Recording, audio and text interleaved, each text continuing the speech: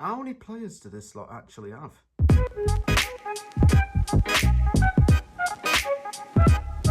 It's another London derby this weekend, with West Ham United hosting Chelsea at the London Stadium in Saturday's early kickoff. Both teams are still in the phase of, I suppose, searching and in the phase of transitioning, given that they both have new head coaches.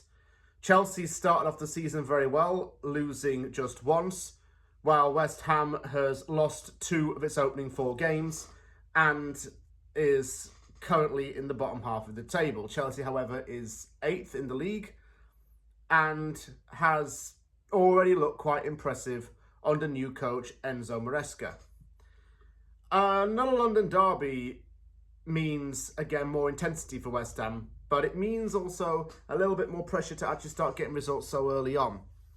Lopetegui's been in the job now for nearly 3 months, and in that time he's had to make some, I suppose, decisions on who starts from now on.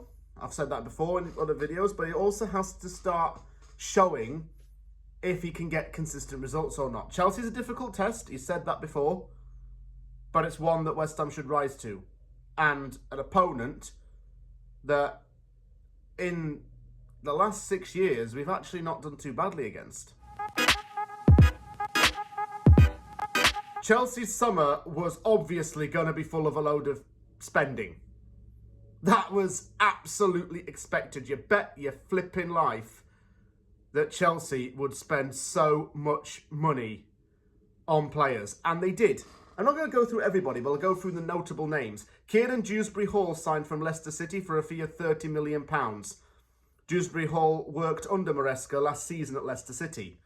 Caleb Wiley, can't speak again, a left-back from Atlanta United, joined for £8.5 million.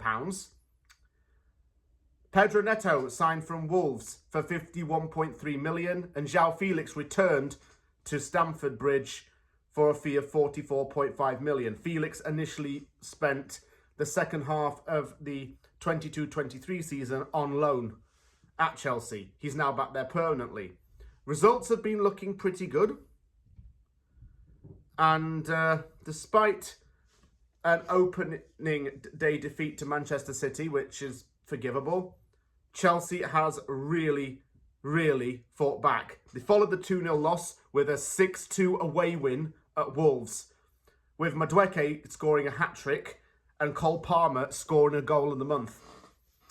That was followed by a 1-1 draw against Crystal Palace, in which Jackson netted again.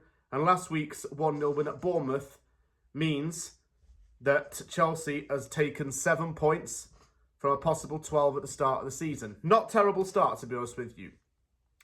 The one thing that Maresca has done that is very praiseworthy as far as Chelsea fans are concerned is that he's gotten rid of a lot of dead wood. A lot of players who weren't always pulling the weight. The surprising move was that Conor Gallagher moved over to Atletico Madrid, but that wasn't always necessarily going to be a case of dead wood as such. He's sold Hakim Ziyech. Wasn't really getting a lot of game time. Thiago Silva's left in place for younger players to fight for their places. Romelu Lukaku has finally gone out of Chelsea. He was just a toxic player to have around. Ian Matson's gone to Aston Villa. I don't think his game time really would have been much in the first team. And it's just a very good thing for the head coach to do. He's gotten rid of players who he knew could not make more of an impact or couldn't improve at this point onwards. And he's started to put more trust in what he's had combined with his own signings. As for the players to look out for, Nicholas Jackson has had a very good start to the season. I do rate him a hell of a lot. And Nkunku has come back from that injury and started to put in some good performances. Cole Palmer has been fantastic for Chelsea. He was last season. I think he scored 22 goals in the league and had a really good Euros. He's a dangerous player. Jadon Sancho looked really good in his first appearance since he arrived on loan from Manchester United. I know that Enzo Fernandez can be very good in his day. He's now vice captain. In their defence, Badiashile is a very good centre-back. Someone I would have taken at West Ham back in the day. Cucurella had a really good Euros, and hopefully he can continue his form with the Spain national team with Chelsea. Well, Chelsea fans are going to hope for that anyway. I'm hoping he has a shocker if he starts. They're looking good, to be honest, with the players they've got. And it's certainly, I suppose, a good thing for them to have some new faces in and to have just a huge clear out. It's been a long time coming. Player who played for both was, well, Kurt Zouma.